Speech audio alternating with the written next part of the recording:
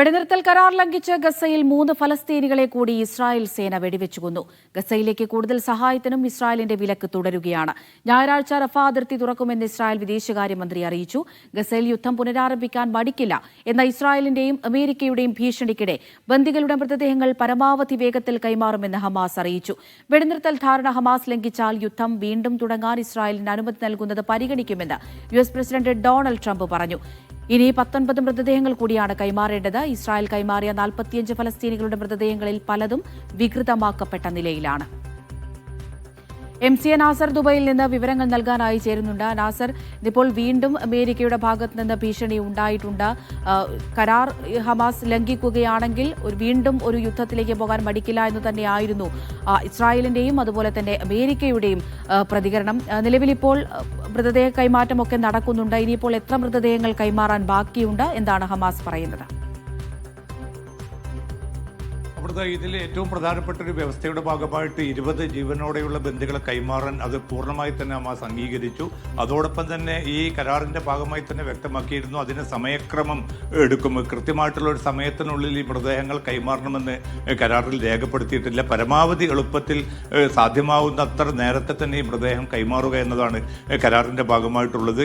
ഇതിനകം തന്നെ 9 മൃതദേഹങ്ങൾ ഇന്നലെ രാത്രി 2 കൈമാറിയത് ഉൾപ്പെടെ 9 മൃതദേഹങ്ങൾ കൈമാറിയിട്ടുണ്ട്. ബാക്കിയുള്ളവ കണ്ടെത്താൻ, കാരണം പൂർണ്ണമായിട്ടും ഇസ്രായേൽ സൈന്യം കടന്നുകയറി അവിടെ ആക്രമണം നടത്തുകയും ആ പ്രദേശം ഒന്നാകെ നിരപ്പാക്കുകയും ചെയ്ത സ്ഥലങ്ങളിലൊക്കെയാണ് ഈ മൃതദേഹ അവശിഷ്ടങ്ങളുള്ളത്. അത് കണ്ടെടുക്കുക എന്നത് കുറച്ച് ദുഷ്കരമായിട്ടുള്ള ഒരു പ്രവൃത്തിയാണ്. അതോടൊപ്പം തന്നെ ഇപ്പോൾ ഇസ്രായേൽ സൈന്യം നിലയുറപ്പിച്ച ആ പ്രദേശങ്ങളിലും ഇപ്പോൾ മൃതദേഹങ്ങൾ ഉണ്ട് എന്ന ഒരു നിർദ്ദേശം മധ്യസ്ഥ രാജ്യങ്ങളെ ഹമാസ് നേതൃത്വം അറിയിച്ചിട്ടുണ്ട്. അതുകൊണ്ട് ഇത് കണ്ടെത്തേണ്ട ഒരു പ്രായോഗികമായിട്ടുള്ള ബുദ്ധിമുട്ട് മാത്രമാണ് ഇപ്പോൾ ഉള്ളത്. എത്രയും പെട്ടെന്ന് തന്നെ ആ കരാറിൽ സൂചിപ്പിച്ചതുപോലെ എല്ലാ ബന്ദികളുടെയും മൃതദേഹങ്ങൾ ഇസ്രായേലിന് കൈമാറുമെന്ന് ഹമാസ് നേതൃത്വം അറിയിച്ചിട്ടുണ്ട്.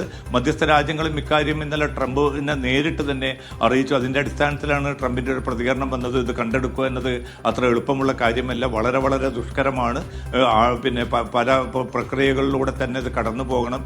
എങ്കിൽ മാത്രമേ മൃതദേഹങ്ങൾ പൂർണ്ണമായിട്ടും കൈമാറുന്ന ഒരു സാഹചര്യത്തിലേക്ക് വരാൻ പറ്റൂ എന്ന് ട്രംപ് തന്നെ ഔദ്യോഗികമായിട്ട് വ്യക്തമാക്കിയതാണ്. അതിനിടയിലും ശക്തമായിട്ടുള്ള മുന്നറിയിപ്പുകൾ ഹമാസിന് നൽകിക്കൊണ്ട് യുദ്ധം പുനരാരംഭിക്കാൻ ഇസ്രായേലിനെ തങ്ങൾ പ്രേരിപ്പിക്കും, അല്ലെങ്കിൽ ഈ കരാർ പാലിക്കുക എന്ന ആ ഒരു കടമ ഹമാസ് നിറവേറ്റിയിട്ടില്ലെങ്കിൽ അടുത്ത നീക്കത്തിലേക്ക് തങ്ങൾ പോകുമെന്നൊക്കെ അമേരിക്കൻ ഭരണകൂടം തന്നെ മുന്നറിയിപ്പ് നൽകുന്ന ഒരു സാഹചര്യം കൂടിയുണ്ട്.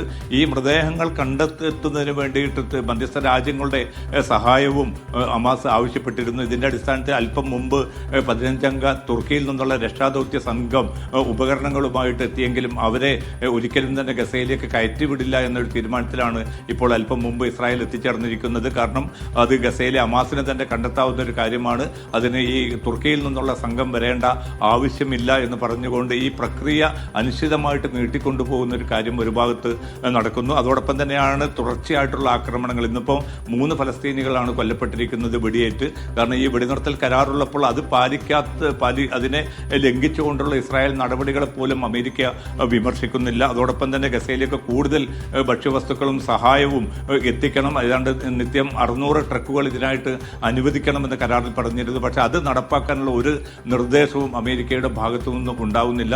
തികച്ചും ഏകപക്ഷീയമായി ഈ ബന്ദികളുടെ മൃതദേഹങ്ങൾ അത് പിന്നെ കൈമാറുന്നതിൽ വരുന്ന കാലതാമസം വലിയൊരു പ്രശ്നമാക്കി അവതരിപ്പിക്കാനാണ് അമേരിക്ക ഇപ്പോൾ തുനിയുന്നത്. അത് കൃത്യമായിട്ടുള്ള ചില രാഷ്ട്രീയ സൈനിക ലക്ഷ്യങ്ങളോട് കൂടിയാണെന്ന വിലയിരുത്തലും വരുന്നുണ്ട്. അല്പം മുമ്പ് ഇസ്രായേലിന്റെ മന്ത്രി റോൺ ഡെർമറും അതോടൊപ്പം തന്നെ അമേരിക്കയുടെ പശ്ചിമേഷ്യൻ ദൂതൻ സ്റ്റീവ് വിറ്റ്കോഫ്, ട്രംപിന്റെ ഉപദേശകനും അദ്ദേഹത്തിന്റെ മരുമകനുമായിട്ടുള്ള ജെറാദ് കുഷ്നർ എന്നിവർ ടെലിഫോണിൽ ചർച്ച നടത്തിയിരുന്നു. എത്രയും പെട്ടെന്ന് ഈ ഒരു പ്രശ്നം പ്രതിസന്ധി പരിഹരിക്കാൻ മധ്യസ്ഥ രാജ്യങ്ങളുടെ സഹായവും ഇവർ തേടിയതായിട്ടുള്ള റിപ്പോർട്ടുകൾ കൂടി പുറത്തു വരുന്നുണ്ട്. എന്തായാലും ഈ വെടിനിർത്തൽ പിന്നെ എത്രയും പെട്ടെന്ന് അവസാനിപ്പിക്കണമെന്ന ഇസ്രായേലിന്റെ ഉള്ളിലുള്ള ഒരു ആഗ്രഹം, അല്ലെങ്കിൽ തീവ്ര വലതുപക്ഷ മന്ത്രിമാരുടെ സമ്മർദ്ദം, അത് മുൻനിർത്തിക്കൊണ്ടാണ് ഇപ്പോൾ നെതന്യാഹുവും മറ്റും നീക്കങ്ങൾ തുടരുന്നത്. അമേരിക്ക ഇന്നലെയിൽ നിന്ന് വ്യത്യസ്തമായിട്ട് ഇന്നിപ്പോൾ ട്രംപ് ഈ ബന്ദികളുടെ മൃതദേഹങ്ങൾ കൈമാറുന്നതിന് കുറച്ചുകൂടി സാവകാശം ഹമാസിന് നൽകണമെന്ന ഒരു നിർദ്ദേശം പുറപ്പെടുവിച്ചതായിട്ടുള്ള റിപ്പോർട്ടുകളാണ്